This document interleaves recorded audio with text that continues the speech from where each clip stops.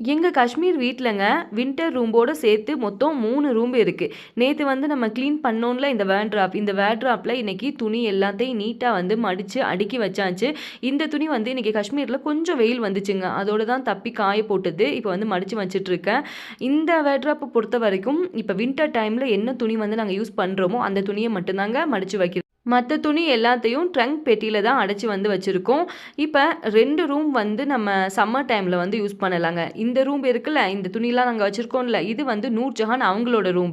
நூர்ஜஹான் ரூம்ல வந்து தரையில டைல்ஸ் ஒட்டலாம் அப்படின்னு இருக்கோம். டைல்ஸுக்கு மேல கார்பெட் வந்து விரிச்சிருவோம். அப்ப சுத்தி உள்ள வால் இருக்கு பார்த்தீங்களா, வால் எல்லாத்துக்கும் வந்து பிவிசி வந்து ஒட்டலாம் அப்படின்னு பிளான் பண்ணியிருக்கோங்க இன்ஷா அல்லாஹ். அத வந்து நீங்க வர்ற வீடியோக்கள்ல பார்ப்பீங்க.